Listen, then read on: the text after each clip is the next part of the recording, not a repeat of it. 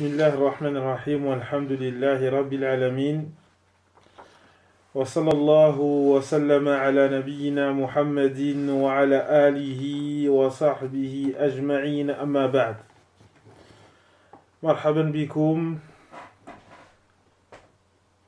في هذا المجلس لهذا الدرس الثامن. Bienvenue aux chers frères pour ce 8e cours dans l'explication de Kitab al-Tawhid, l'explication du livre de l'unicité. Aujourd'hui, on va commencer, Inch'Allah ta'ala, un nouveau chapitre, Babul Khawfi min ash-shirki, le chapitre concernant la peur du polythéisme. L'auteur, rahimahullah, qui nous dit, après avoir cité le nom du chapitre, il nous cite deux versets. La parole d'Allah tabaraka wa ta'ala, Inna Allah la yaghfiru an yushraka bih wa yaghfiru ma duna dhalika liman yasha. Certes, Allah ne pardonne pas qu'on lui accorde quelconque associé, mais il pardonne en dehors de cela pour qui il veut. Ainsi que la parole de Khalil, c'est-à-dire Ibrahim alayhi salam, le plus aimé d'Allah tabaraka wa ta'ala, wajnubni wa beniya an na'bud al-asnam. Et préserve-moi ainsi que ma descendance du fait d'adorer les statues. Avant d'aborder le sujet de ces deux versets, il y a déjà un point important, c'est le fait que l'auteur, rahimahullah, il nous a cité ce chapitre, la crainte du polythéisme, après nous avoir parlé du tawhid, après nous avoir montré ce qu'est le tawhid, après nous avoir montré le caractère obligatoire du tawhid, après nous avoir montré les bonnes conséquences du tawhid. Après tout cela, il nous montre, rahimahullah, il nous montre le danger du polythéisme. Et cela, car le polythéisme est le plus grand péché par lequel Allah tabaraka wa ta'ala a été désobéi.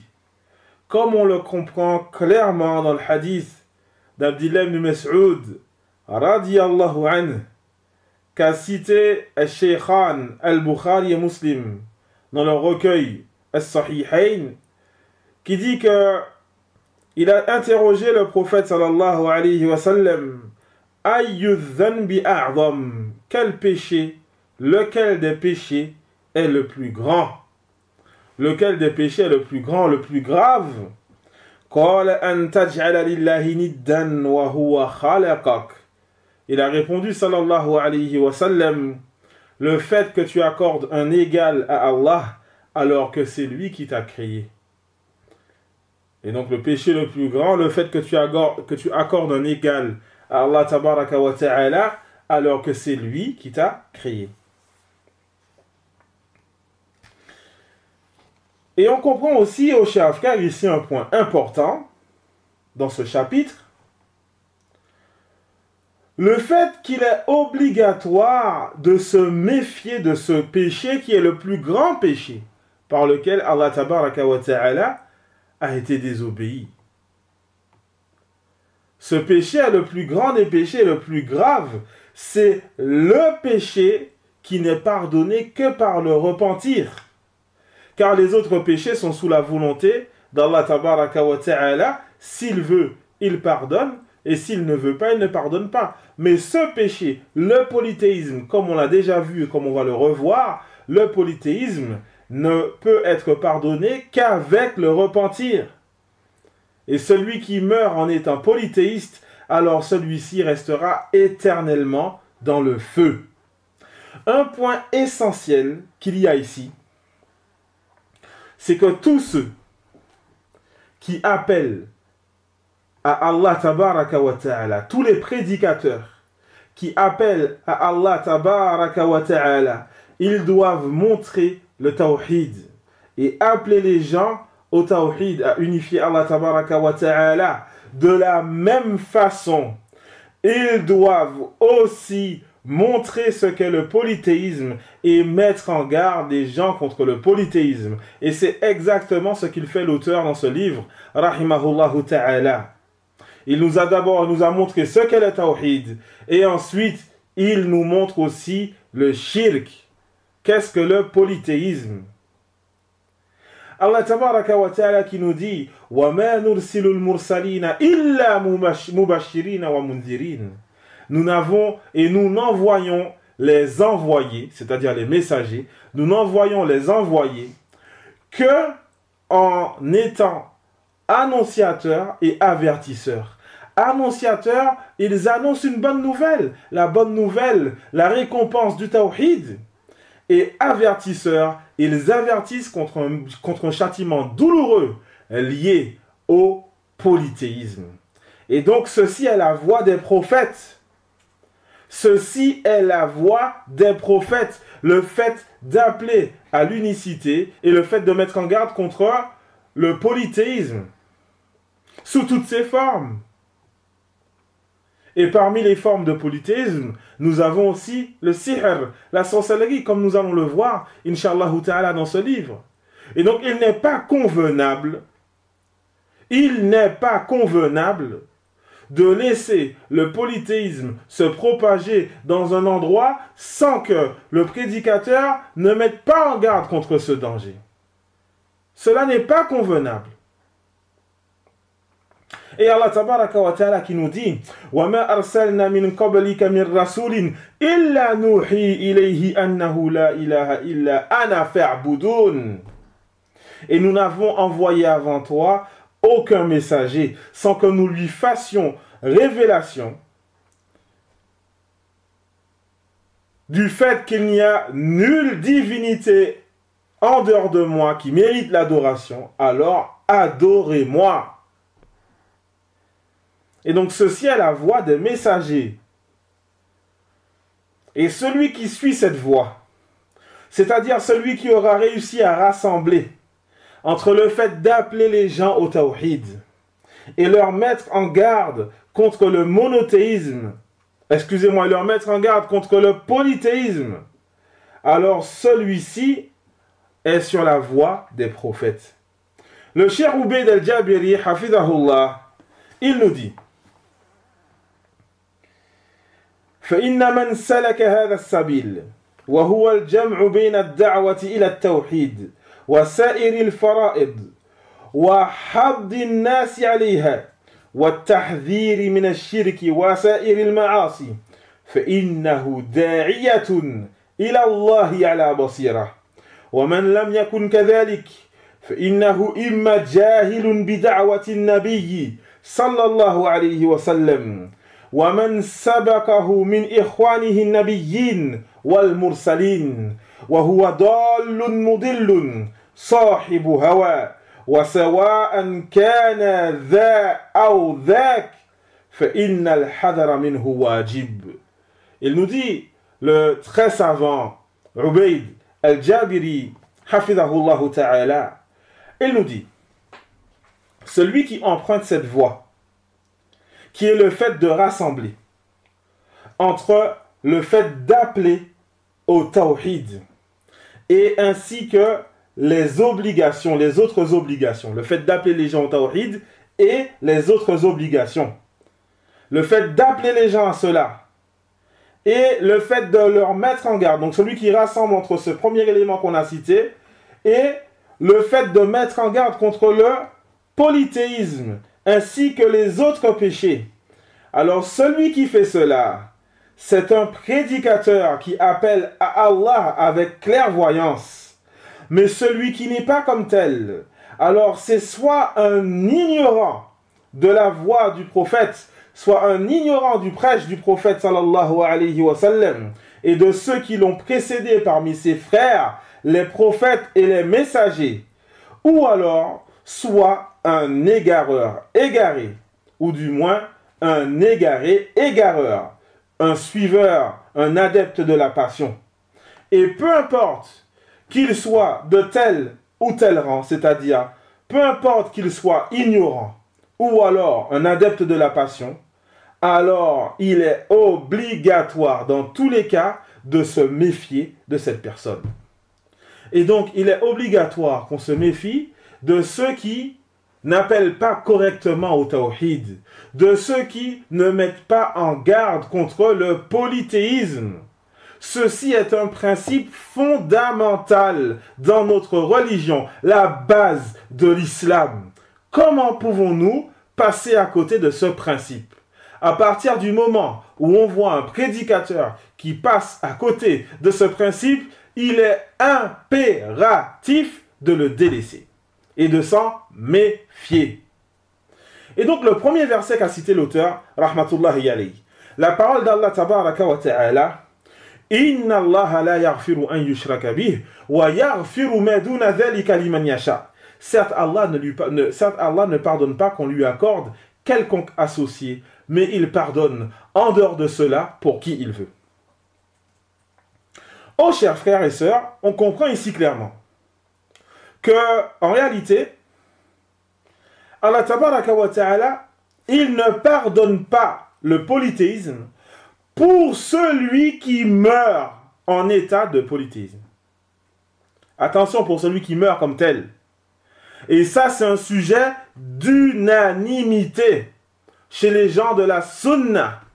Hein? Certains savants, ils disent même unanimité chez les gens de la sunna et même les gens de l'innovation qui sont d'accord avec Ahl Sunnah sur le fait d'appeler au tawhid et de mettre en garde contre le shirk. Ils sont d'accord sur cela, sur le fait que Allah tabaraka wa ta'ala ne pardonne pas à celui qui est mort en état de polythéiste.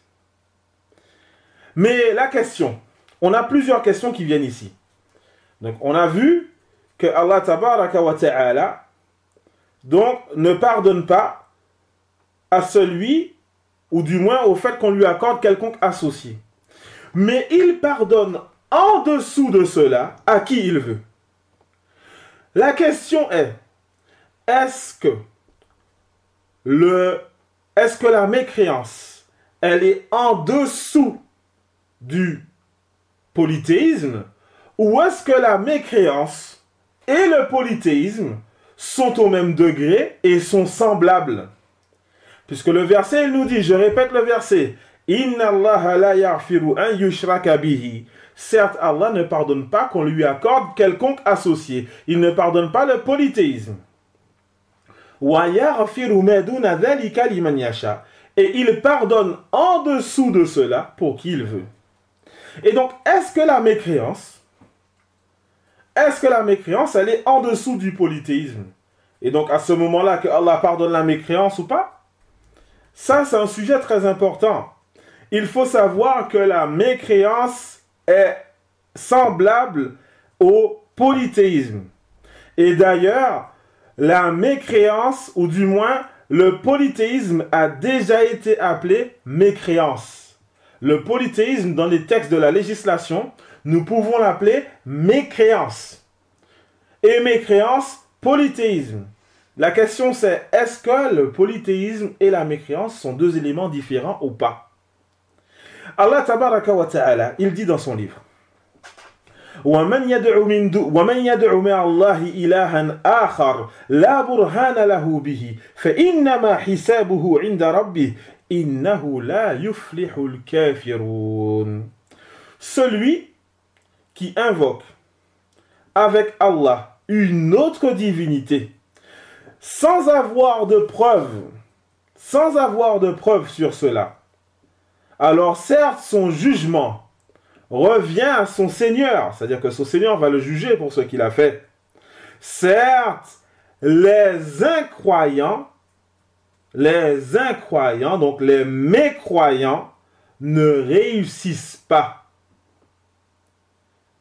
Et donc les mécréants ne réussissent pas. Et donc ici, on voit quoi? Dans ce verset, le terme el-kufru, la mécréance, a été utilisé pour du polythéisme. Celui qui invoque avec Allah, il invoque Allah, mais il invoque aussi avec Allah une autre divinité sans preuve. Ça c'est quoi? C'est du polythéisme. c'est du polythéisme. فَإِنَّمَا حِسَابُهُ عِنْدَ رَبِّهِ. Certes, son jugement revient auprès de son Seigneur. إِنَّهُ لَا يُفْلِحُ الْكَافِرُونَ. Certes, les incroyants ne réussissent pas. Et donc, le polythéisme, c'est de la mécréance. C'est pour cela qu'Allah tabaraka wa ta'ala, il nous dit dans un autre verset, وَجَعَلَ لِلَّهِ أَنْدَادًا لِيُضِلَّ عَنْ سَبِيلِهِ. Hein? وَجَعَلَ لِلَّهِ أَنْدَادًا. Il a accordé à Allah des égaux. C'est du polythéisme. Il a accordé à Allah des égaux. لِيُضِلَّ عَنْ سَبِيلِهِ. Afin d'égarer les gens de sa voie. قُلْ تَمَتَّعْ بِكُفْرِكَ قَلِيلًا إِنَّكَ مِنْ أَصْحَابِ النَّارِ. Dis, profite un peu de ta mécréance. Ici, il n'a pas dit profite un peu de ton polythéisme. Il a dit profite un peu de ta mécréance. Certes, tu fais partie des gens du feu. Et donc, on comprend clairement que la mécréance est au même degré que le polythéisme. Alors, lorsqu'Allah tabaraka wa ta'ala, il nous dit Inna Allah la yaghfiru an yushraka bih. Certes, Allah ne pardonne pas qu'on lui accorde quelconque associé. Il faut comprendre ici aussi que la mécréance est au même degré que le polythéisme. La mécréance est au même degré que le polythéisme. On ne va pas dire non, Allah il pardonne le polythéisme, mais par contre, il ne pardonne pas la mécréance. Celui qui ne croit pas en lui et soi-disant ne fait pas de polythéisme. Allahul Musta'an. Et donc, il est important de bien comprendre cela, aux chers frères. Deuxième question importante. Allah, on a vu que Allah ne pardonne pas qu'on lui accorde quelconque associé. Il ne pardonne pas le polythéisme. Mais on a déjà vu, il y a deux formes de polythéisme. Il y a le polythéisme majeur et le polythéisme mineur. Est-ce que Allah ne pardonne pas non plus le polythéisme mineur? Les savants ont divergé sur ce sujet. Ils ont divergé sur ce sujet, mais il y a beaucoup de savants qui voient que ici, ce qui est voulu ici, c'est aussi le polythéisme mineur. C'est-à-dire que Allah tabaraka wa ta'ala ne pardonne ni le polythéisme majeur, ni le polythéisme mineur. Pourquoi? Parce que Allah tabaraka wa ta'ala, il nous dit Inna Allah la yaghfiru an yushraka bihi. Certes, Allah ne pardonne pas qu'on lui accorde quelconque associé. Et cette parole est générale. Cette parole est générale. Elle englobe le polythéisme majeur ainsi que le polythéisme mineur. Est-ce qu'il y a des différences entre les deux? Bien sûr. Bien sûr qu'il y a des différences entre le polythéisme majeur et le polythéisme mineur. Parmi les différences qu'il y a entre les deux, il y a le fait que le polythéisme majeur, il fait sortir la personne de l'islam et la fait passer du rang des mécréants. Tandis que le polythéisme mineur, lui, ne fait pas cela. La personne reste dans l'islam. Mais attention, le polythéisme mineur, il est pire que les grands péchés. Il est pire que les turpitudes, pire que la fornication, pire que le mensonge, pire que la désobéissance aux parents. Le polythéisme mineur est pire que les grands péchés. Et donc nous devons nous méfier de ce polythéisme. Nous devons nous méfier et prendre garde. Et ne pas nous laisser aller.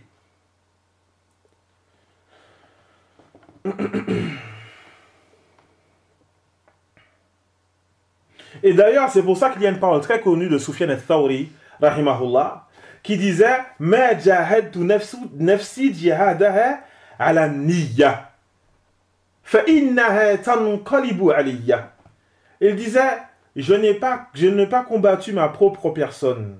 Je n'ai pas combattu ma propre personne de la même façon que je l'ai fait pour mon intention. » Car mon intention changeait sur moi-même. Elle changeait l'intention.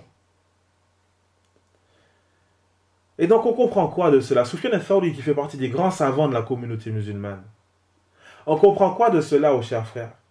On comprend que on doit avoir peur du polythéisme majeur, particulièrement pour les pieux. Ça, c'est un sujet qui concerne les pieux. Pourquoi? Parce que c'est eux qui agissent. C'est eux qui font des actes d'adoration. C'est eux qui vont œuvrer pour adorer Allah tabaraka wa ta'ala. C'est pas ceux qui sont dans les péchés, hein? Comme on voit les jeunes qui font pas la salade parfois, etc. Ceux qui sont concernés ici par ce péché, par cette gravité, le polythéisme mineur, ce sont ceux qui vont accomplir des actes d'adoration. Et donc nous devons nous méfier de ce danger, aux chers frères.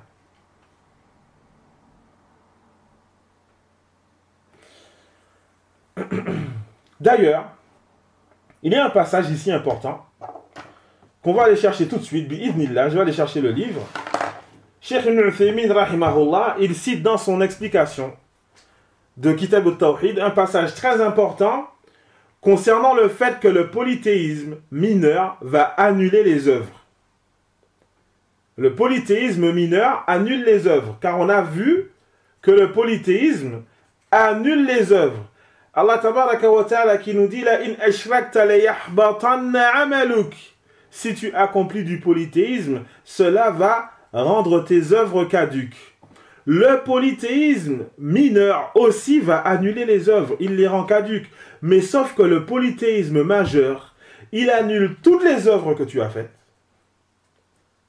Mais le polythéisme mineur, il annule l'œuvre que tu es en train de faire. L'œuvre que tu es en train de faire. Le Cheikh Ibn Uthaymin, rahimahullah, il a abordé ce sujet. Je vais chercher le livre tout de suite, Inch'Allah, et on va en parler.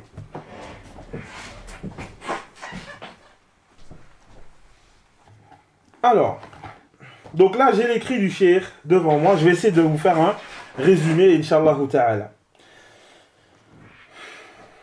Alors, le Cheikh, il nous dit, rahmatullahi alayhi.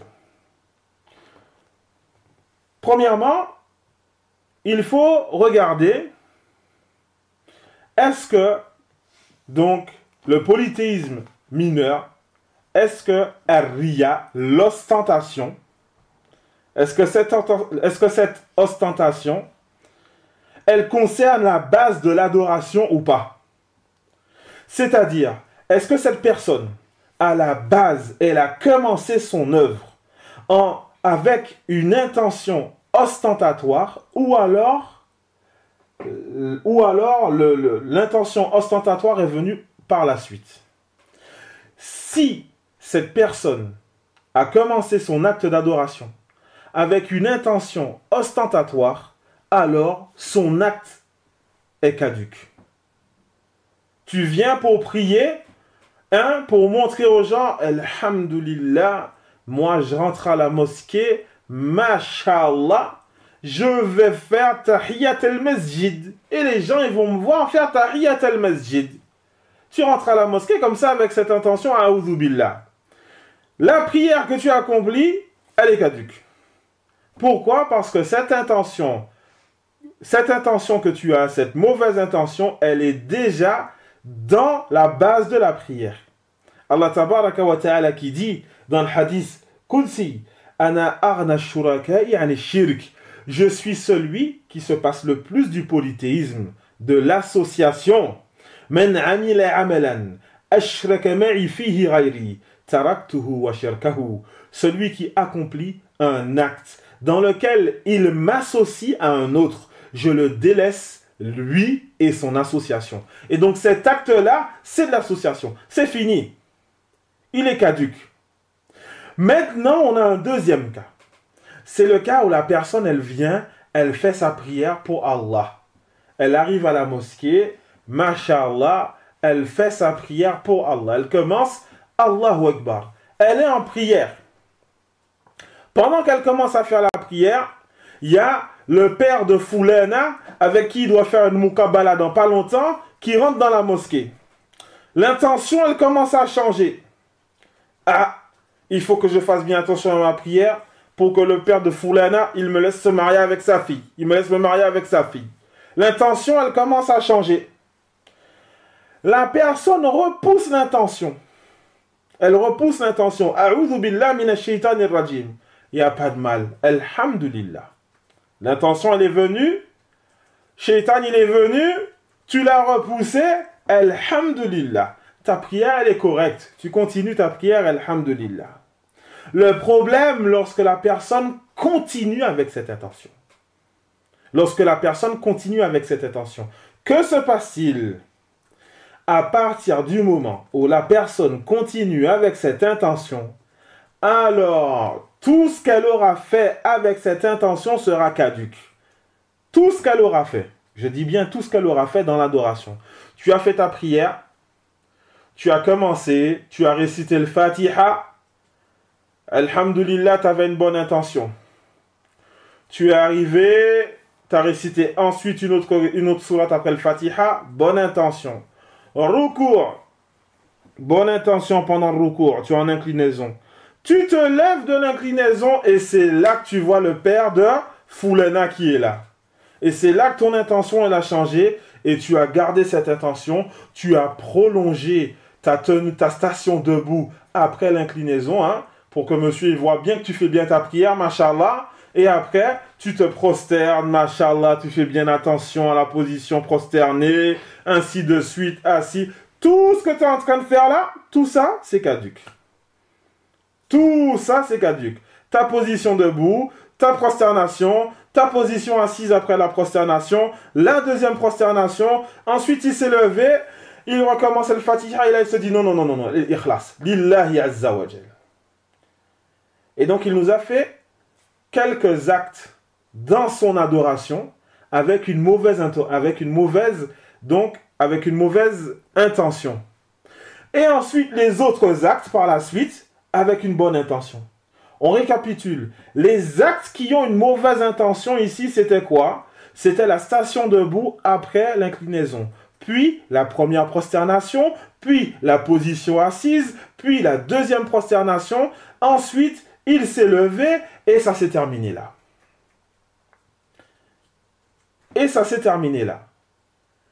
Est-ce que toute la prière, elle est caduque?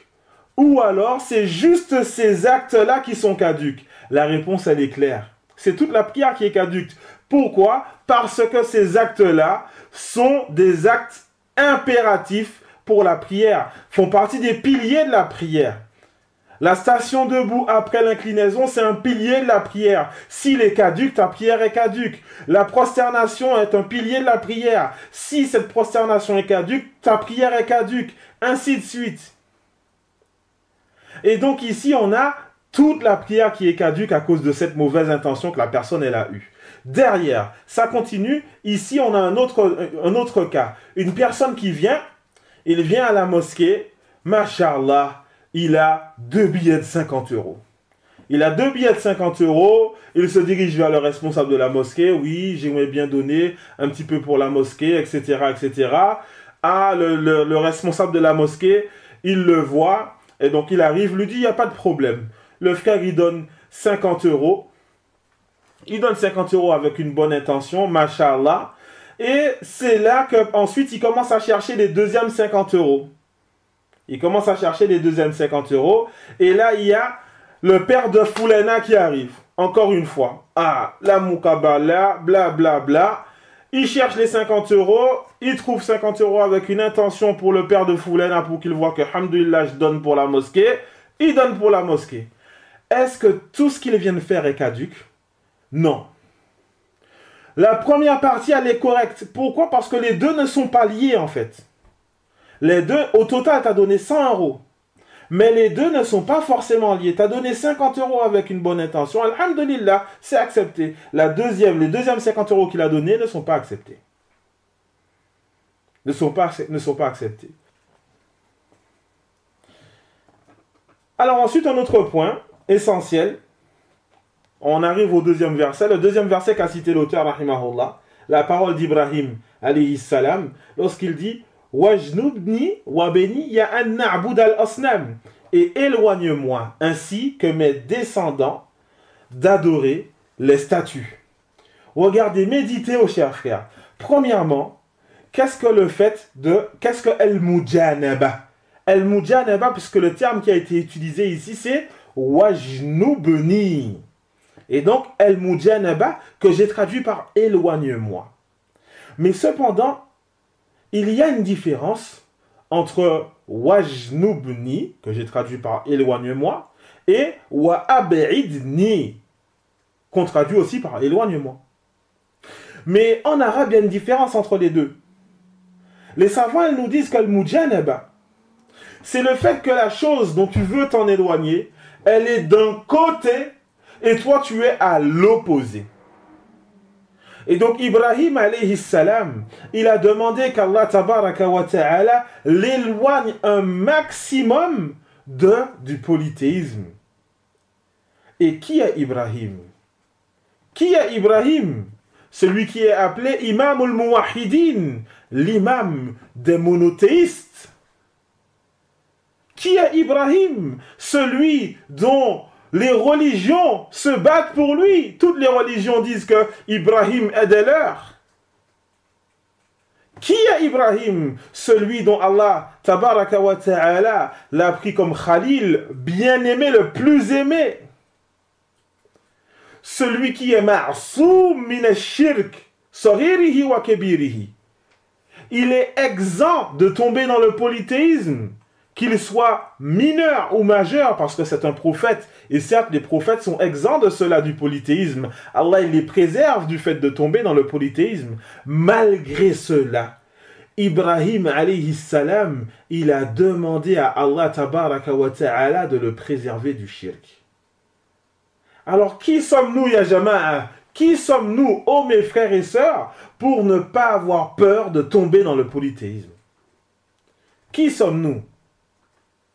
Il est impératif à tout musulman et musulmane de revenir vers Allah tabaraka wa ta'ala, de l'invoquer, d'avoir peur de tomber dans le polythéisme. Si aujourd'hui tu veux être préservé du polythéisme, tu veux être préservé des péchés, certains n'arrivent pas à délaisser les péchés, hein? Tu veux être préservé de tout ça, demande à Allah Azza wa Jal. Ibrahim alayhi salam, il a demandé à Allah Azza wa Jal de le préserver contre le plus grand péché. Pourquoi est-ce que toi tu ne demandes pas? Demande. Et aussi on voit un point essentiel aussi, au cher frère, le fait que Ibrahim, il n'a pas demandé à Allah tabaraka wa ta'ala de l'éloigner, lui et sa descendance, de la pauvreté. Hein? Comme nous ici, on pense souvent à la pauvreté comme si c'était la plus grande catastrophe qui pouvait nous arriver. Non! Il a demandé à Allah tabaraka wa ta'ala de le préserver contre le polythéisme. Et voilà comment nous devons penser, ô chers frères et sœurs, barakallahu fikum. Et regardez, il a pensé à sa descendance. Nous devons penser à nos descendants, à nos enfants, afin qu'ils soient préservés du polythéisme. Ensuite, l'auteur, rahimahullah, il nous cite 2 hadiths. Ne vous inquiétez pas, Inch'Allah, on ne va pas faire trop long. L'auteur, il nous cite 2 hadiths.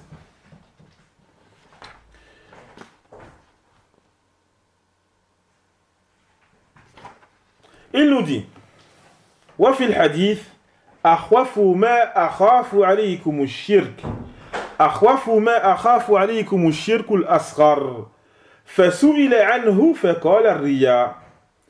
Ce qui me fait le plus peur, donc dans le hadith, ce qui me fait le plus peur vous concernant, c'est le polythéisme mineur. Puis il fut interrogé concernant cela, c'est-à-dire le prophète sallallahu alayhi wa sallam fut interrogé concernant celui-ci, concernant le polythéisme mineur. Et il a dit, Huwa riya, le polythéisme mineur, c'est l'ostentation. Le polythéisme mineur, c'est l'ostentation. Ce hadith, ô cher frère, le Cheikh Ubayd al-Jabiri, hafidhahullah, il nous dit que ce hadith, il est authentique en rassemblant toutes ces chaînes de transmission. En rassemblant ces chaînes de transmission, le hadith est authentique. C'est-à-dire que les chaînes de transmission se renforcent les unes des autres. Mais l'ostentation, qu'est-ce que l'ostentation?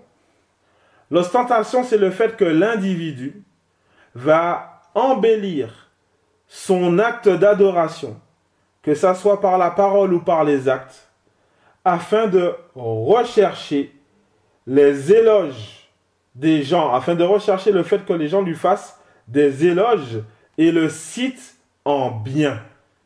afin de rechercher le fait que les gens lui fassent des éloges et le citent en bien. Voilà ce qu'est l'ostentation. Comme on l'a vu tout à l'heure avec l'exemple de celui qui prie et qui donne l'aumône et qui voit le père de Foulena. C'est exactement ce même cas-là. Et donc, il y a ensuite l'auteur qui nous dit, rahimahullah, il nous dit, selon Ibn Mas'ud radiyallahu anhu, que le messager d'Allah sallallahu alayhi wa sallam a dit, Man mata wa huwa yad'u min dunillahi niddan dakhala an-nar, rawahu al-Bukhari. Et donc selon Ibn Mas'ud radiyallahu anhu, que le messager d'Allah sallallahu alayhi wa sallam a dit, celui qui meurt en invoquant un égal en dehors d'Allah rentrera dans le feu, rapporté par l'imam al-Bukhari, rahimahullah ta'ala. En fait, le terme du hadith, ce hadith qui est donc dans Sahih al-Bukhari et aussi Sahih Muslim, il n'est pas que dans Sahih al-Bukhari comme nous l'a cité l'auteur, mais il est dans Sahih Muslim aussi. Les termes qui sont dans ce hadith, la parole, en fait, il dit que le prophète sallallahu alayhi wa sallam, Ibn Mas'ud radiyallahu anhu, il dit que le prophète sallallahu alayhi wa sallam a prononcé une parole et moi j'en ai prononcé une autre. Le prophète sallallahu alayhi wa sallam a dit, celui qui meurt alors qu'il invoque un égal à Allah en dehors d'Allah, celui-ci rentrera dans le feu. Et moi j'ai dit, c'est-à-dire Ibn Mas'ud, il dit, et moi j'ai dit, celui qui meurt alors qu'il n'invoque pas d'égal en dehors d'Allah, alors celui-ci rentre au paradis. Celui-ci rentre au paradis. Et ce hadith, ô chers frères, il est clair quant à la mise en garde contre le polythéisme. Il est clair, on comprend clairement ici le fait de s'éloigner, de se méfier du polythéisme. Il y a un point essentiel aussi dans ce hadith. Vous constatez que le prophète sallallahu alayhi wa sallam, il a lié ce châtiment, le fait de mourir et le fait d'aller dans le feu, il a lié ce châtiment à la mort. C'est-à-dire que ce n'est pas simplement le fait de faire du polythéisme, mais c'est le fait de mourir sur cela. Pourquoi? Parce que tant que la personne n'est pas morte, la porte du repentir est ouverte. Nous ne devons donc pas désespérer quant à nos proches. Tu vois tes proches qui vont à l'église tous les dimanches. Tu vois tes proches qui font du polythéisme, ils vont voir Sidi Foulen. Ne désespère pas, la porte du repentir est ouverte. Rappelez-vous la parole d'Allah tabaraka wa ta'ala. وَمَنْ يَرْتَدِلْ مِنْكُمْ عَنْ دِينِهِ فَيَمُتْ وَهُوَ كَافِرٌ فَأُولَئِكَ حَبِطَتْ أَعْمَالُهُمْ. Celui d'entre vous qui rejette sa religion, celui d'entre vous qui apostasie de sa religion et qui meurt en étant mécréant, alors celui-ci ou alors ceux-ci sont ceux dont leurs œuvres deviennent vaines. Et donc le sujet est lié à la mort, au fait de mourir comme tel. Avant la mort, la porte du repentir est encore ouverte. Walhamdulillahi Rabbil Alamin. Ensuite, dernier hadith, donc le troisième et dernier hadith que nous cite l'auteur, il nous dit Wali Muslimin. Et donc ça c'est donc la narration donc, de l'imam Muslim, le même hadith qu'on a cité précédemment, Wali Muslimin an Jabir. Ici, avant le hadith c'était selon Ibn Mas'ud. Ici l'auteur il nous cite la narration selon Jabir ibn Abdillahi radiyallahu anhu, dans la narration, dans le recueil de l'imam Muslim. Et donc Jabir qui nous dit Anna Rasulallah sallallahu alayhi wa sallam qala Man laqiya Allah la yushriku bihi shay'an dakhala al-jannah wa man laqiyahu yushriku bihi shay'an dakhala an-nar. Celui qui rencontre Allah sans lui accorder quelconque associé, celui-ci rentre au paradis, et celui qui le rencontre en lui accordant quelconque associé rentrera dans le feu.